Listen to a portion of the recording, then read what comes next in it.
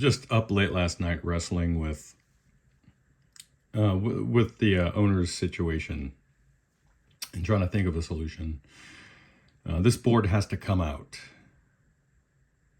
It's not the most daunting task given the connector situation, but it's a lot of work. This is that 201, the DSL201, a little 18 water. The other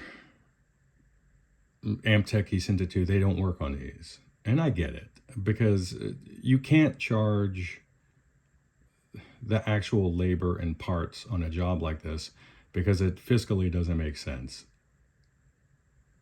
You can't charge a cost that approaches the used market price of one of these for a repair, right? And that's the dilemma. Or they're scared of PCBs. I don't know. I'm not making a judgment or an assumption here. I'm just saying, what other reasons are there? So we're complaining these days about companies that create amps that aren't meant to be serviced, things that should just go in a garbage can. And this is the other end of the spectrum, where this is an amp that can be serviced,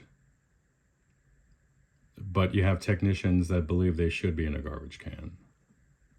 So what do?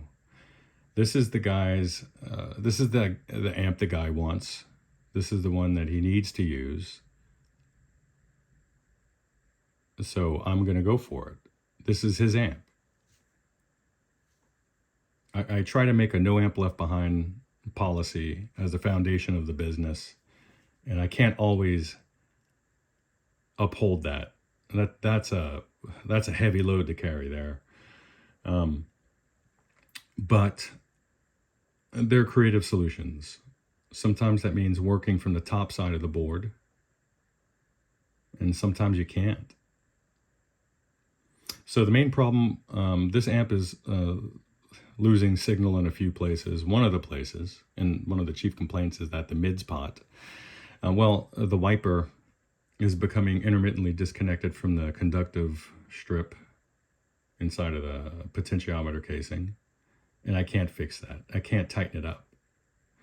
I've tried to tighten it up, but it's still intermittent contact. It's only making contact at one point, and then you get like a 10 decibel boost in signal when it hits that one spot where I guess the contact patch is buckled upwards.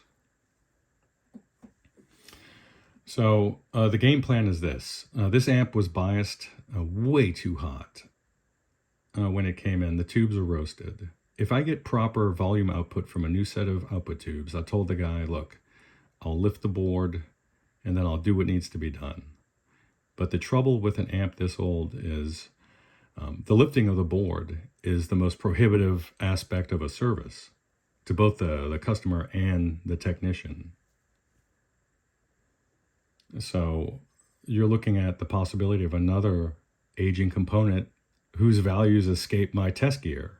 And I have very sensitive test gear. There are things that I can't study or diagnose beforehand. So, I mean, should we just go ahead and create a additional expense over filter caps that should be changed while the board's out? Should I just replace all the pots while the board's out? Then you're in like the $500 range for a service, $600 range. Used price on these is like $300 tops.